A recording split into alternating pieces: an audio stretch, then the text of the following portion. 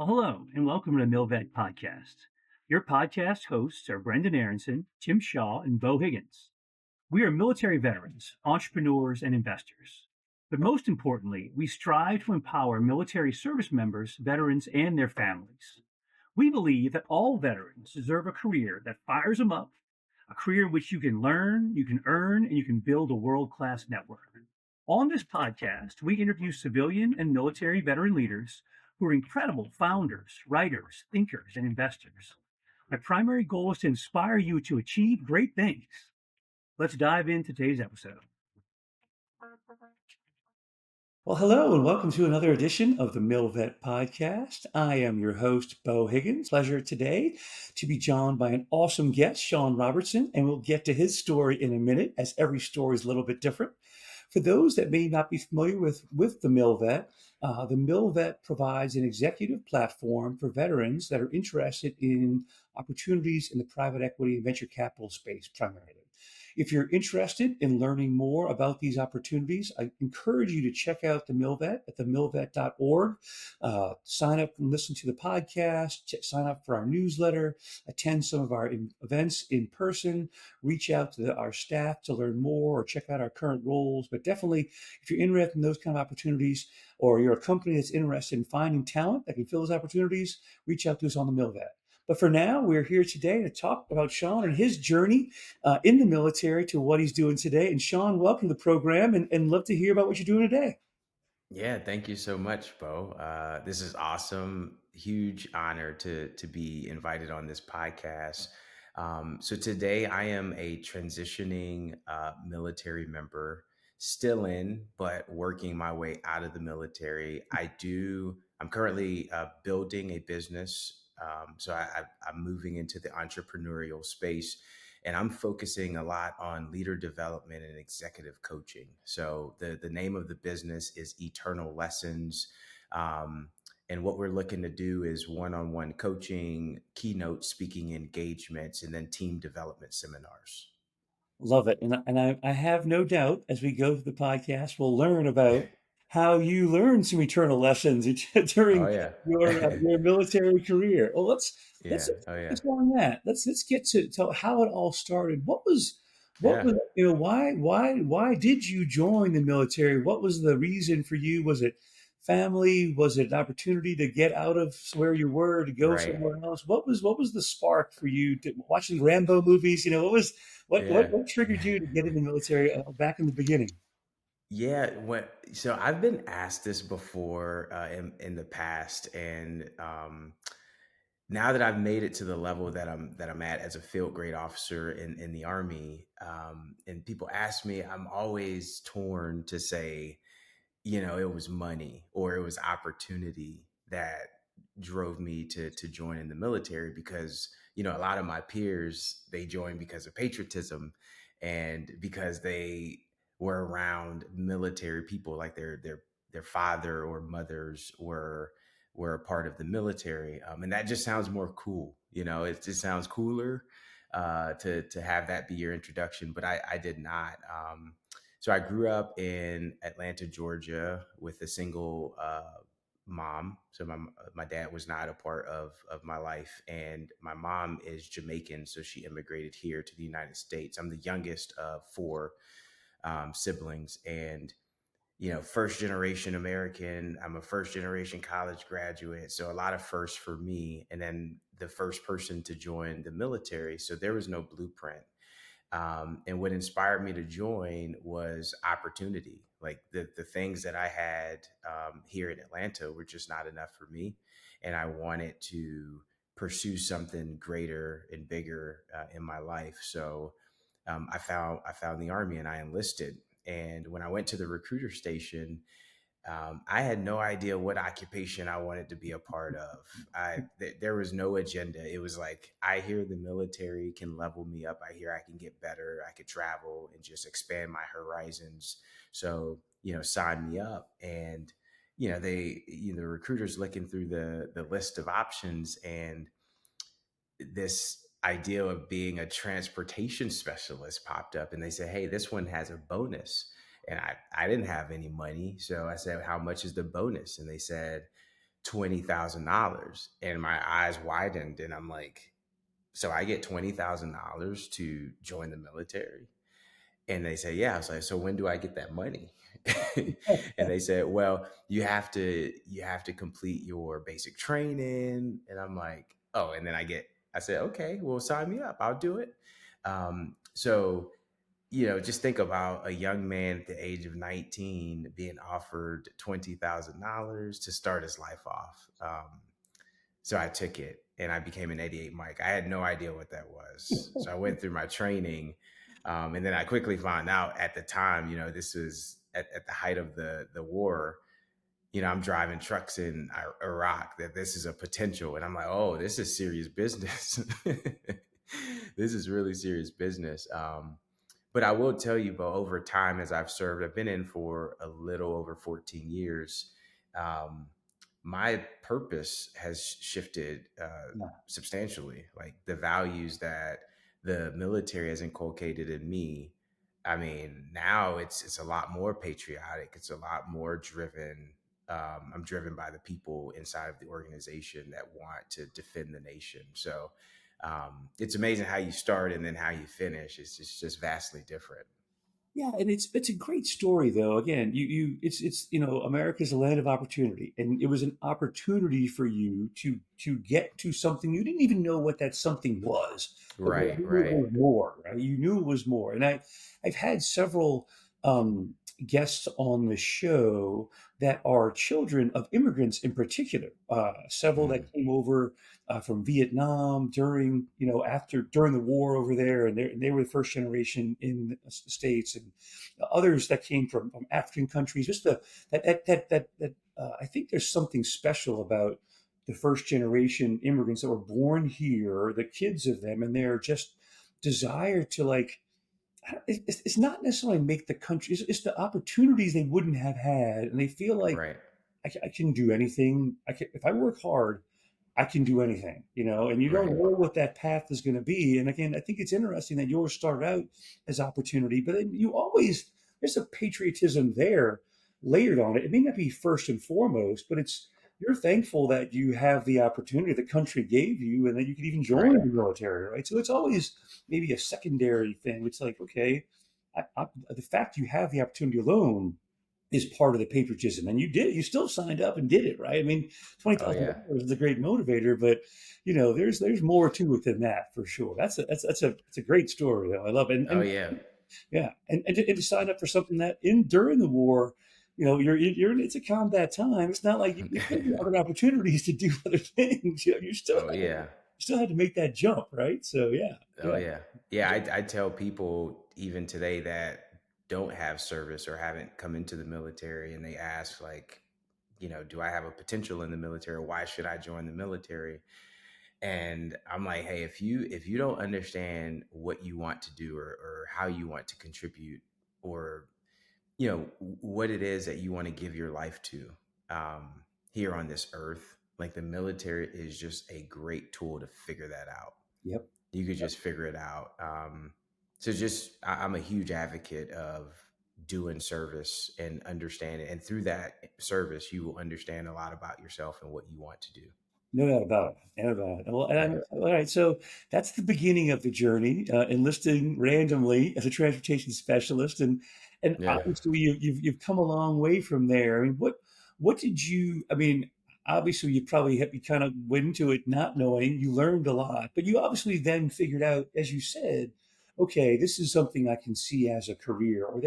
Was there a moment in time where your mindset shifted? Was there a mentor in there involved? Typically, Oh yeah.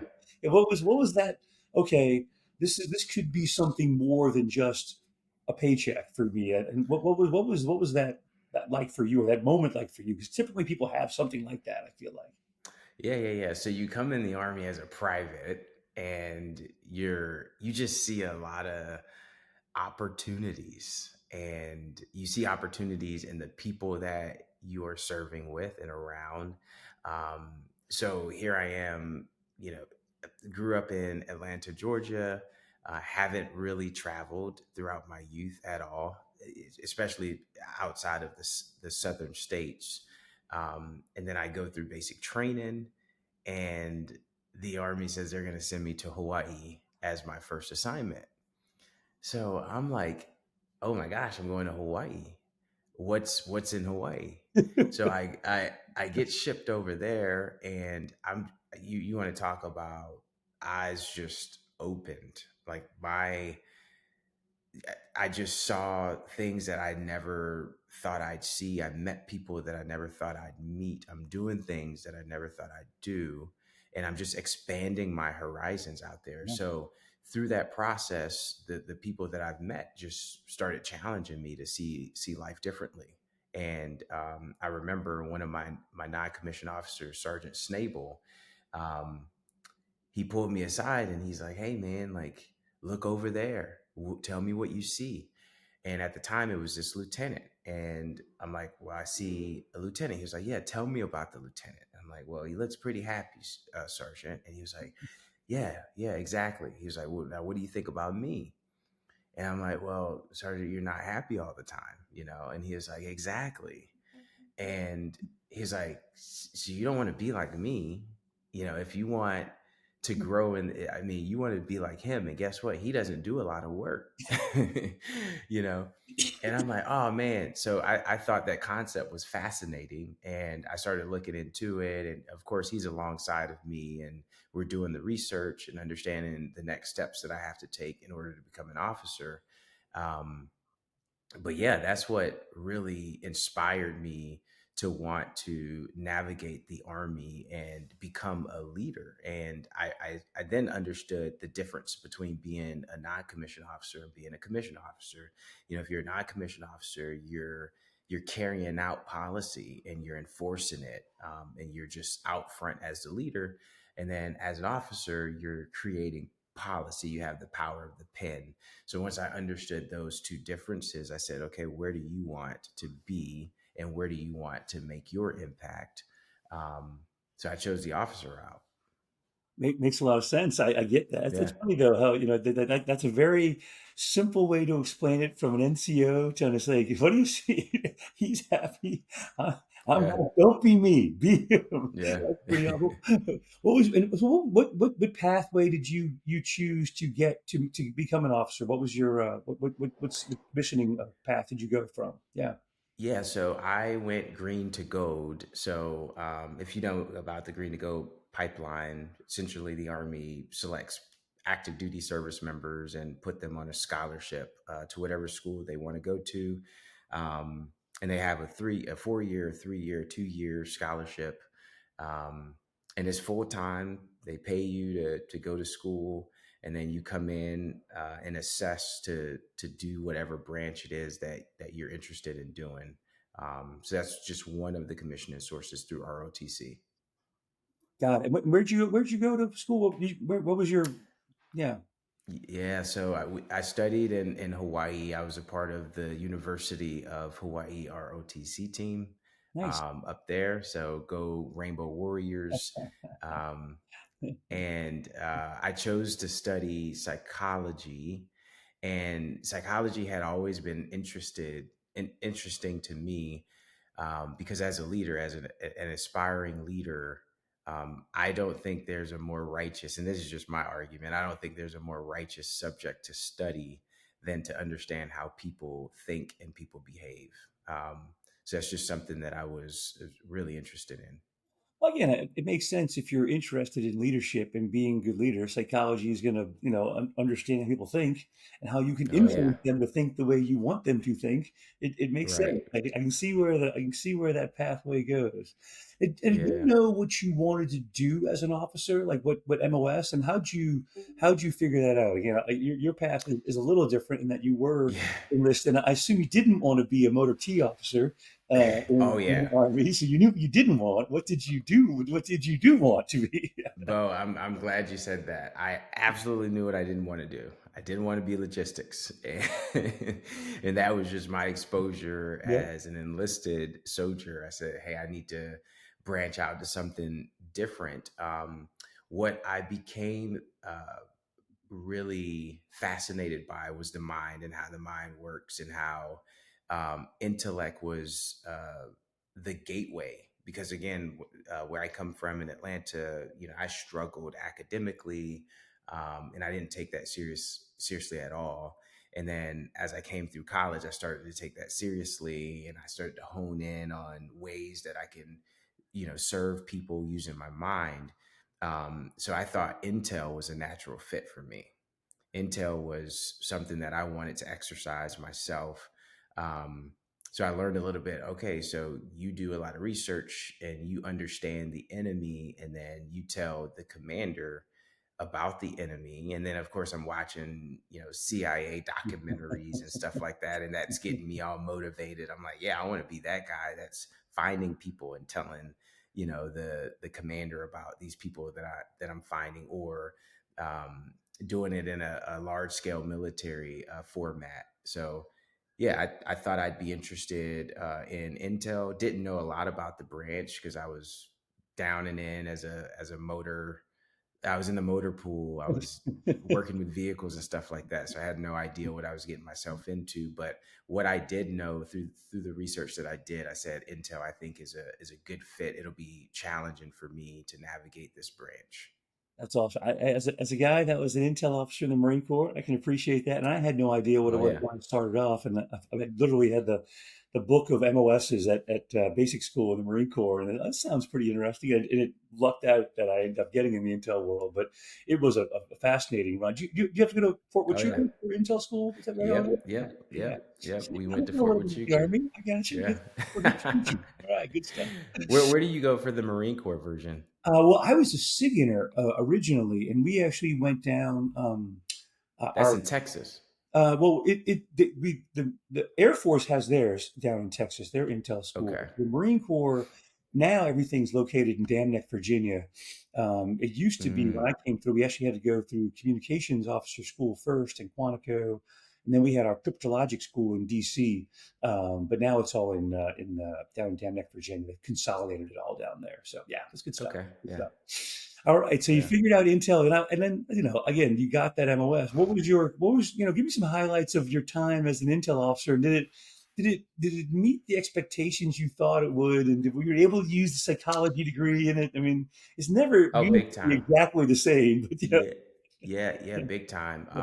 So I'll start this by saying I could not have the most. I think I have the most unconventional Intel career path compared to any other Intel officer that I've ever met or that I could meet in the future. Yeah. So I started my time in the Army at the tactical level in Vicenza, Italy, in the 173rd, arguably the best infantry brigade combat team in the Army. And that is my initial exposure to doing tactical intel. So I was a battalion level assisted S2, and I got to do intel during that time because that was the time where Russia seized Crimea, and we Mm, were yeah. the Army Contingency Response Force that responded to that. So my unit was the first to go into Poland, Lithuania, Latvia, Estonia. So we were in the Baltics. I spent a lot of my time as a lieutenant advising commanders in the Baltics. So that was my first taste of doing intel work. And then I went to be a platoon leader, and I learned a lot about HUMINT and SIGINT.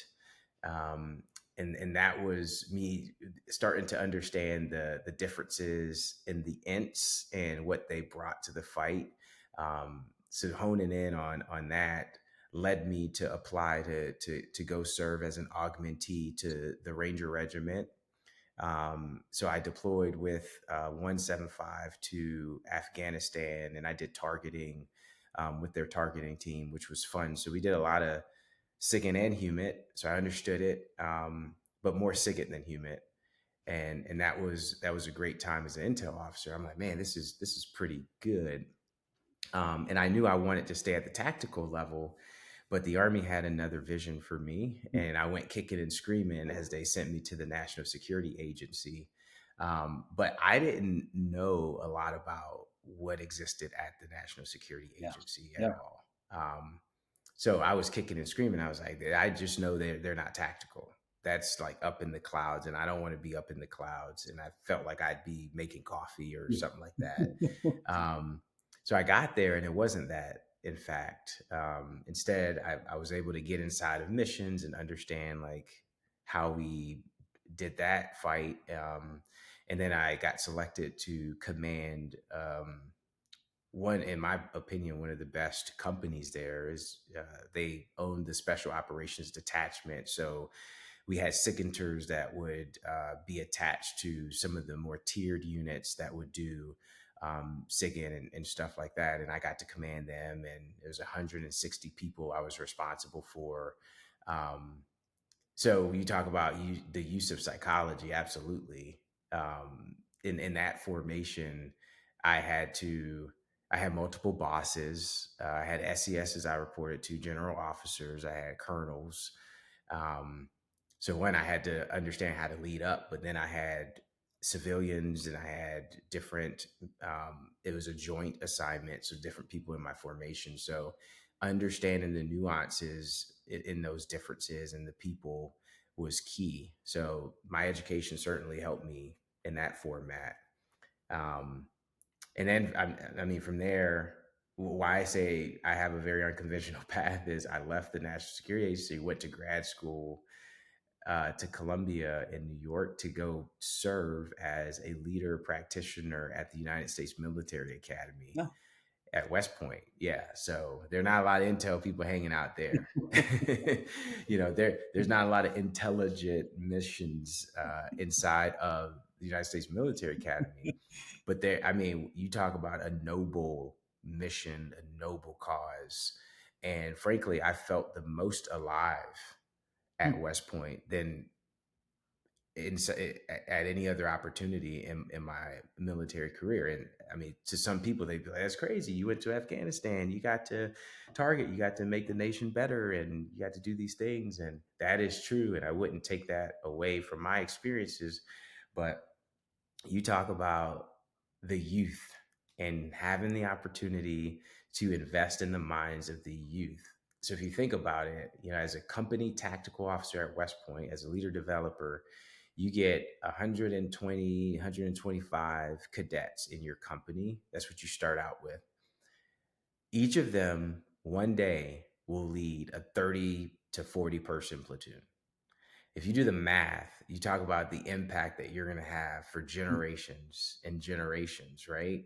At the lieutenant, and these people will eventually captains, lead companies, will lead battalions and brigades. So it's a multiplicative effect that you have for the rest of the lives of these people. And I said, yeah, this is great, and I took that job very seriously, and I'm sure we'll get to it, but that was the genesis of why I want to do what I'm currently doing. I learned it there at West Point is when it became alive for me. Yeah, I will just kind of go back to your Intel career a little bit because it's so interesting. Everybody's career path is unique. I think as a fellow Intel officer, I think Intel in particular, it's most of the people we talk to are in the military are infantry, right? Or they're kind of that's just the Hmm. the backbone of the Army, backbone of the Marine Corps, and the path for those officers is so traditional. You do this, you go to this school, you do this thing, and it's very much like is a cookie cutter approach for 99% of infantry officers, right? Right. Yeah. Intelligence officers, there's so many different places you can go, whether it's NSA, whether it's the agency, whether it's there's just because Intel it's a people don't really understand it. They all think they like it, but there's the opportunities to do different things and open your eyes at the national level. As I think we all start off thinking the tactical level. It's all the tactical level. Then you get exposed to national level stuff, but it's just it's it's it's a very non-linear path Right. in the Intel community, and it opens up a lot of different doors. Obviously, you weave back into the regular army, but you always are kind of it's a strange pathway I think I Oh just find yeah. it fascinating as a fellow Intel guy. It's interesting that you already have this almost. not confusion, but you have to kind of make your own way a lot of times with an intel guy because Yeah. if not one, if you do, it's not like if you do this exact thing, you're gonna be great. It's like no, there's no one really to look up. Like, well, he did it this way and he did it that way. Like, I don't even. Well, I'll figure it out. Yep. Just go. So, Right. yeah, Yeah, yeah, there's no blueprint at all. Yeah, there's no definitely not. blueprint at all. And while I was at West, so the cadets are focused, they get excited about what duty assignment or what branch that they want to Yeah, yeah, pursue. So when I gave advice on when people came to me like, hey, go see Robertson about, Intel. He'll tell you about the Intel branch. And I'm like, hey, this is an incredible branch, and you're like a singleton, but you can yeah, also be a team person. You can also lead a company. You can lead a platoon. You can deploy by yourself. You don't have to deploy with a lot of people. And these are some of the constraints when you're in some of the other branches. Infantry officers aren't deploying by themselves, particularly at the tactical level. yeah. When they're junior officers. So, I mean, those opportunities do differ between branches, but yeah, it's vast the opportunities that are afforded to the intelligence professional. No doubt. Well, I also love Yeah. obviously the your time at West Point was transformational for you because it sounds like it's where you kind of found your passion. Maybe you didn't Yep. even know it yet, and maybe but you had to. It sounded like it planted some type of a seed of like this coaching, this mentoring, this teaching Yep. thing is what it's all about for me. So how did that? That's something you did you realize it? Like I assume it never happens overnight, but you must have Yeah. you kind of feel it, so like something's pulling me to do something. I don't know what it is, but this is pretty cool. I got to figure out what it is or how that journey worked for you to kind of figure out what that meant to you and where it's kind of taking you now, obviously, in some ways. Bo, that's a great question. So just to rewind a bit, because I don't want to miss out on how impactful graduate school was for me. Yeah. And I'm a huge advocate of graduate schooling. I'm talking going into a graduate system in person and truly navigating that experience is different than doing it online, Sure. frankly. So at graduate school, particularly what I was studying organizational psychology and leadership. So I was studying how people behave inside of organizations at the master's level. And I had just finished being a company commander, so I had the experience of leading. Well, while you're leading, you don't understand the theory behind what you do. Yeah. You're just leading. You're making assessments and you're looking at doctrine and you're doing the best that you can do to have an impact on the organization. And you could be uber successful at it and not know what you're doing and understand like the mechanics or the anatomy of it. So when I went to grad school, it became the study of leadership at the anatomy of leadership, like why do you do the things that you do as a leader, and why are people choosing to behave inside of the organization this way. um, so that connection is what really made it interesting and all come together for me. So it started at grad school, and I was super interested in the topic, very interested in the topic. Um, and then we got exposed to coaching in grad school. And that's when I discovered that I've been a leader coach my entire career, Hmm. and that's a very specific thing. Like I always pursued opportunities to coach the paratroopers, to coach the soldiers, to coach everyone that I had an impact or influence over. Yeah. Um, and I didn't know that's what I was doing until I got to grad school and I put, new words and terms to the actual thing that I was doing. So as I discovered that and understood that there was a whole profession out there that existed, for, executive coaching, I was like, man, this is awesome. Like I could do this full time. And I don't have to do this like part time because you have the thing in the military you're asked to do, and on the periphery are all the things that you really love. Um, so it's like, how do I get my life closer to the periphery? Hmm. And that's what West Point was for me. I was like operating in the periphery. Finally, the main thing became the main thing for me, and I said, every day I felt alive when I was doing it. And then in grad school, I was forced to reflect back on leadership experiences. I had to talk about what my experiences were as a platoon leader, what my experiences were as a company commander. And then I started learning, like, man, I've been tapping into potential. It's been potential that I have this eye for talent and potential. Like, I see it and I could bring it out of people. And it's a process. I didn't even know what my process was, but there was a process in doing that, and why I could lead these high performance teams. Um, so yeah, I mean, that's where everything came together for me, and I started to explore it, and I started to be more deliberate about it at West Point. So at West Point, I got this company of 125 cadets, very high performing. Um, but when you're operating in a high performance culture, what people tend to do, they don't perform at the level that they know they could perform at, and it's because they're around their high performing peers, and they start comparing themselves to other people. They start losing their confidence and stuff like that. So my company hadn't won any they do this thing at West Point where you can, win these streamers. If you could get recognized as the best, company in the regiment, the best company in the brigade. um, so I sought out after that. I said, hey, I want to take this company of, 125 cadets, and I want to make them the best company in the brigade. So what are the metrics? So academic, physical, military. So I started to look at that. And I didn't focus a lot on the systems, Bo. I focused a lot on the people and the potential.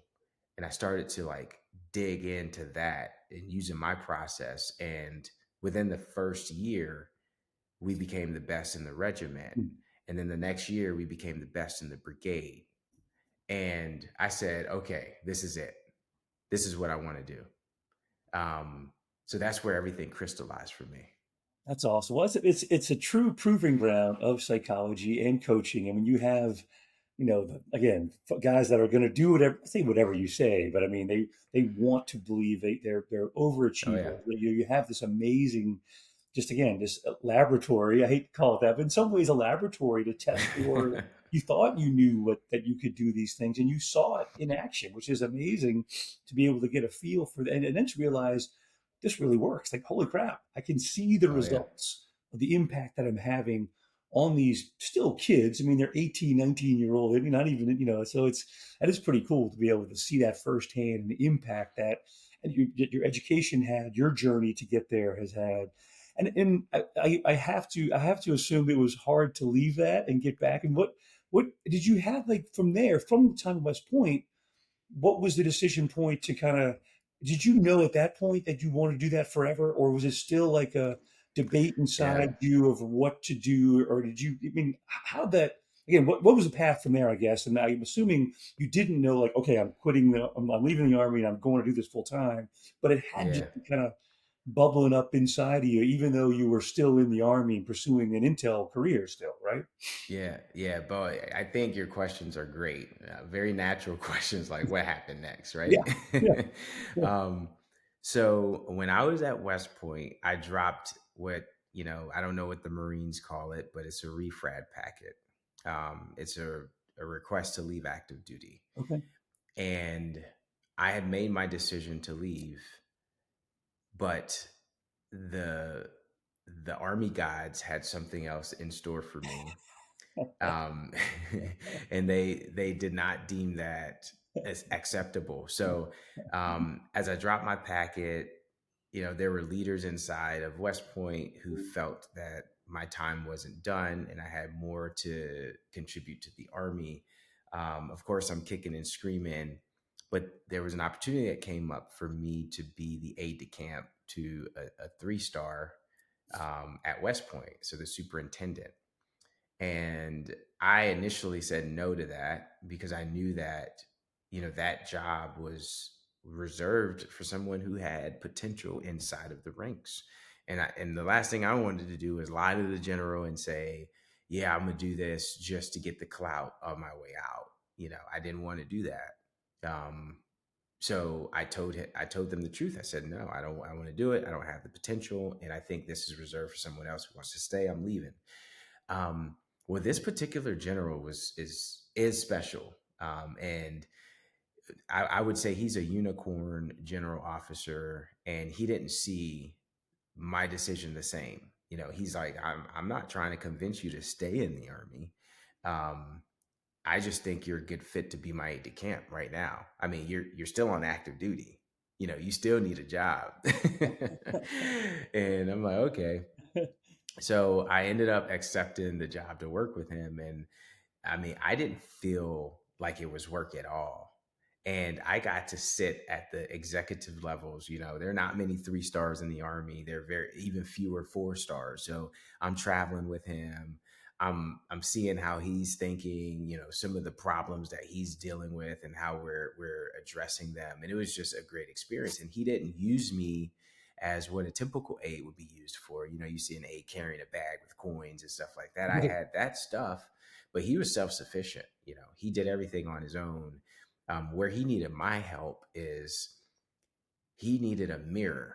He needed somebody to help him understand what he was doing and if it landed on the youth and the generation that he was overseeing.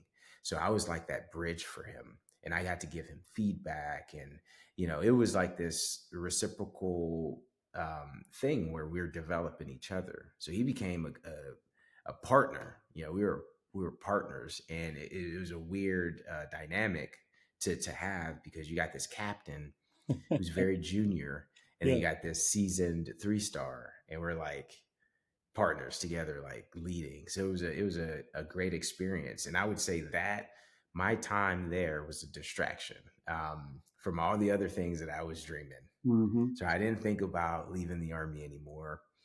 I didn't think about building a business anymore. I said, man, I'm gonna stay in the Army. And I have more to do, after serving under him. So I pulled my packet, so no more refrad, and I decided to stay in. And as I was looking at what I wanted to do next, I said, well, I was at my point of doing my intermediate level education, where all majors, when you get selected to be a major, you have to go do. And you can do it. Most of the Army goes to Fort Leavenworth, and they execute it there in resident. I decided to do something else. I went to the Naval War College in Newport, Rhode Island. Um, and that was an incredible experience. So yeah, that's what I chose to stay in the Army, and I got distracted, is what I would call it, but rightfully so. And I wouldn't change that distraction. It was good. So I went and got a master's at the Naval War College in Defense and Strategic Studies. It's great. And again, for those that may not be familiar with the path I think, well, I'll put this out there, that education opportunities in the military are amazing. I mean, I Oh think yeah, that's one thing that I think the people, there's always a stigma, Marines are dumb and crayons. And, yeah, I get it. We get it all the time. I was an intel guy, so we got made fun of a lot for that. But, you know, to the investment that the military makes in their, both enlisted and officers, to go to schools for a year at a time at every rank, not only for the degree. I think part of it is just to take time to reflect on, what you've done and where you want to go, is so unique in the mm-hmm. in the civilian world. We know this, if you're on Wall Street, if you're a lawyer, I mean, you don't never do you have an ability to take a year, off and go professionalize yourself. I mean, it's Yeah. amazing the investment that folks make. And I think your story highlights so much of, taking the time during, as you were, progressing from enlisted and in college, and then all through the military, every step, every educational step, just continue to like hone what you wanted to do. I just, I think it's amazing opportunities out there. I think a lot of people don't appreciate what the military does provide, for folks to go back and to improve their self and learn more, and just become, always learning is constant. Learning is constant. Yep. If you do that, and the opportunities the military provides for you to do just that is pretty amazing. So pretty cool. So yeah, this hit me all of a sudden because Oh everybody yeah. has been doing that. So yeah, it's good stuff. All right, so you stuck around. You did your aid time, and so where'd you end up? Where'd you go as you kind of, I'd say payback, but what did the Army have? Yeah, yeah. Next? Yeah. Yeah, so I I knew at that time when I was leaving West Point, I always had this desire to serve in special operations. You know, I did my time in Afghanistan with JSOC, and I got to see the full breadth and just what was out there in the community. So I decided to join an organization under USASOC. So I'm currently in the special operations as I'm pivoting from the Army. So I went through selection and now I'm serving in USASOC as an organizational leader before I transition out. Got it. That's awesome. That's Yeah. and it's just it's a you're again Intel guys. Careers are always a little bit weird, Oh um, yeah. but now you're at a point where you are getting out. You're in the transition process. And again, most of the folks that are watching the podcast out there have either transitioned or transitioning now and want to typically get into private equity and venture capital. But really, a lot of them are founders. So that's what I really one thing I want to focus on now is Mm. how did you and how are you currently refining what you want to do next? Because you, I think, more than most people that I've talked to, you know where you're going right now. At least Yeah.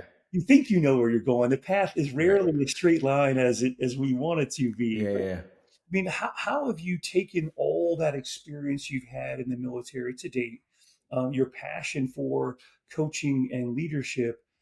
What is next as you're getting ready, and when does it start? I mean, I'm kind of, when's that next chapter? I yeah. know you're probably ready to get it. I mean, you're doing it, I'm sure, Right, just right now. as much Yeah, as you can right now. But right. what does that look like, and what should people be aware of what you're offering, and what's out there? Yeah. Yeah, the first thing I'd say here, and I'll try not to pontificate, but I think the first thing, because I'm in the transition, so some people who have already transitioned may have lost this feeling. But I just want to describe this feeling of peeling your identity away from the uniform. And that process shouldn't, in my opinion, start after you've gotten out. Hmm. It's a deliberate thing. And you can probably attest to this, Beau.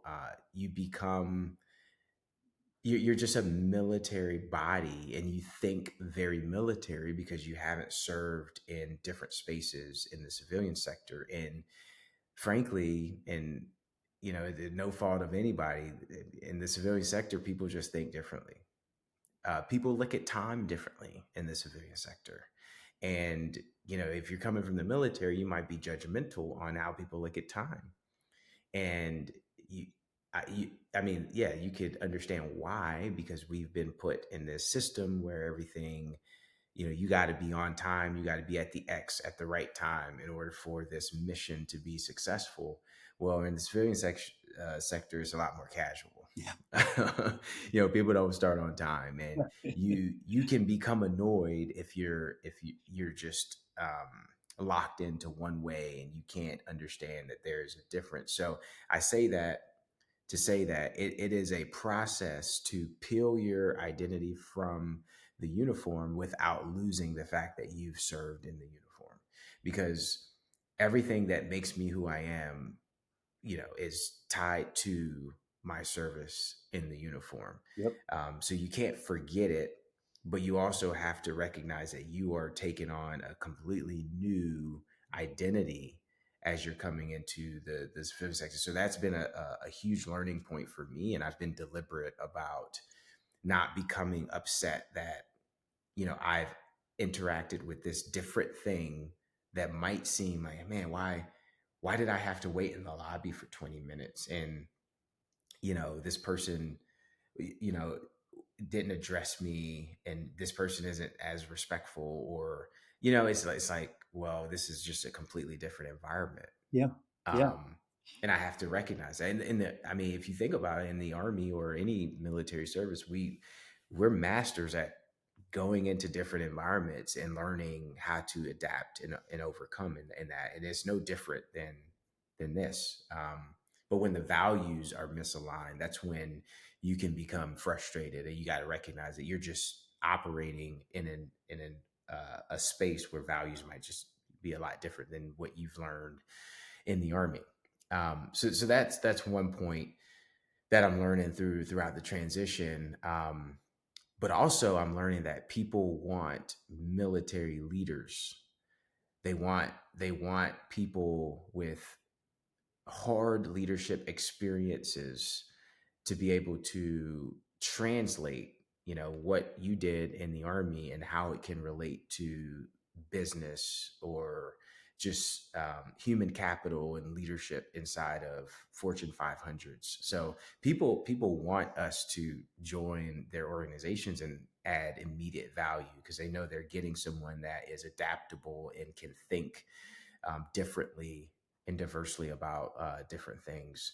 Um, but for me, I'm not doing any of that. I'm not joining anybody's executive team. That's not an interest of mine. And you talk about, well, you seem like you're very clear on things. Well, yeah, because I did my time at West Point and I did my time just in the Army writ large. And I know that I am super passionate about leadership and leader development. So Yeah. if it's not that, I don't want to do it. And I'm crystal clear on that. If it's not that, I don't want to do it. And I want to build something because it's not that I don't want to work for anyone else. Because I mean, I think we're always working for someone because the clients that I have or that I will attract, I'm essentially working for them to get them to the level that they want to go to. It's not about not working for someone, but it's about being clear on your process and how you personally believe that someone should be built as a leader and how you can help them. And I just don't want to fall under someone else's process because, I maybe I don't believe it or they're inflexible or something like that. So I built this company called Eternal Lessons, and let's talk about the name Eternal Yeah. Lessons. I hope that sends chills through the bodies of those who say that name, um, because everything we do in life is tied to a lesson. You fail at something, there's a lesson. You succeed at something, there's a lesson. Now, whether you believe or you focus on what that lesson is, that's a different thing. But if you think about it, there's a lesson. There's a return on experience. There's a return from that lesson. And I just want to bring that to the forefront of the minds as people say the name Eternal Lessons. What is that? So it's the lessons that you use on a day to day for eternity. There's a reason that Shawn Robertson is Shawn Robertson and thinks the way he does and does what he does. And same for you, Beau. So I want to bring those lessons to bear. I want to make sure that companies are learning from their lessons as they are happening. Like, what do you get out of that? What's the what? What's the so what? What's the now what? What are you going to do differently moving forward? So that's the play on the name of Eternal Lessons. I want to bring that out. And essentially, like I explained in the opening of the podcast here, we're going to do one-on-one coaching. We're going to do keynote speaking engagements, and not just any ordinary keynote speaking engagements. I'm talking engagements that are energizing people inside of organizations to get to their next level of complexity. So how do you bring that out through those engagements? And then team development seminars, and we've already been doing some of those um, throughout the country. So yeah, just super excited about this next journey. I'm also writing a book right now. I'm like 80% complete with it. And the name of the book is Activate. And what it is it's going to be a guide. It's not like a guide, seriously, but it's if you read it, it's going to feel like you're getting ingredients and just different a better understanding of how to unlock the potential inside of your organization and on your teams. So I'm offering a counterintuitive approach to this.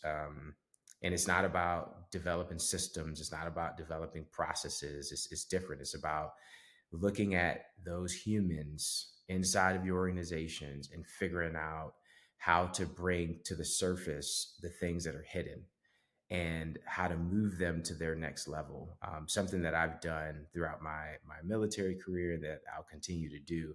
I just want to teach other leaders how to do that. So there's a concept in the book that I hope goes viral. It's called the Dormant 40. I tell people that people inside of the organization or people in general, I think, are operating at 60% of their capacity.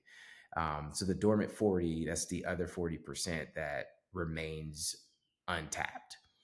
And I'm teaching in the book, how do you tap into this dormant 40 and get the people in your organization to get to that next level and tap into that potential. That And is I won't share what the formula is yet. You got to buy the Gotta buy the book, book. but Gotta buy the book. Totally. yeah, Well, yeah, I definitely could use some activation in my own brain. I feel like sometimes. So I look forward to getting the book. And man, this is it's super exciting to hear. I love the passion that you have. I mean, it comes through in what you are doing and what you want to do. And I can't wait to see.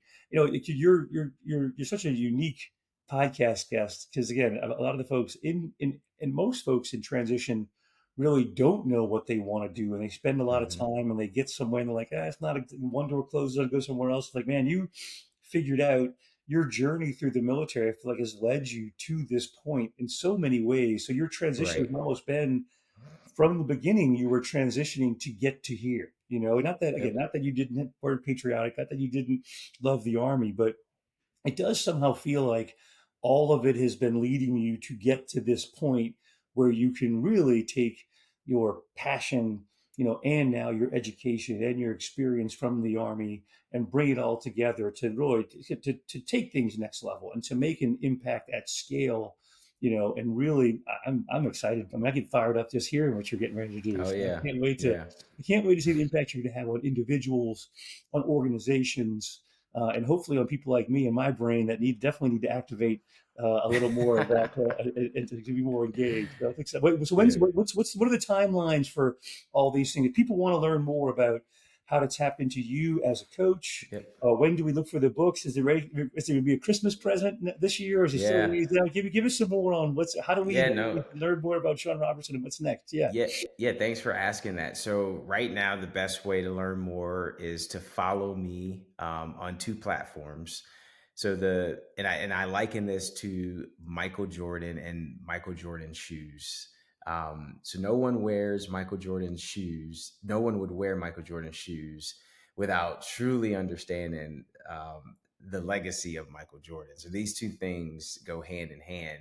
So my Michael Jordan for Shawn Robertson is a platform out there that you can follow on Instagram called The Human Mirror.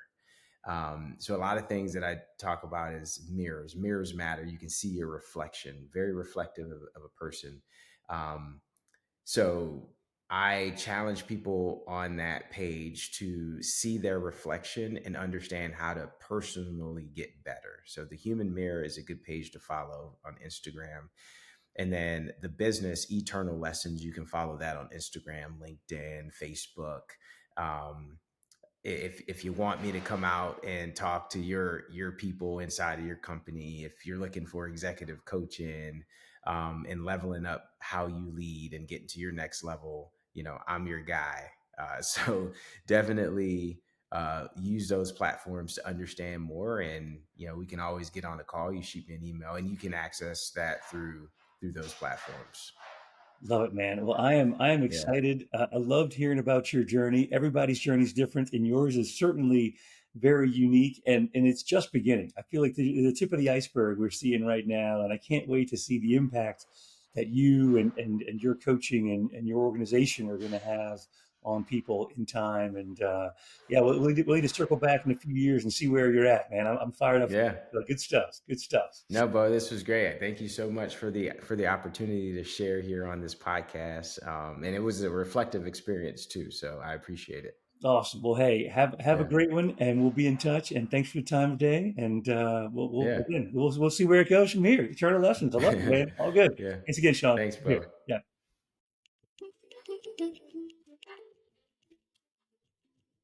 Thank you so much for taking the time to listen to this episode.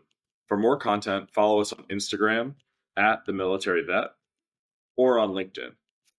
Join us at an upcoming event or learn more on our website, TheMilVet.org. Feel free to email us directly at leadership@TheMilVet.org. Thank you so much and take care.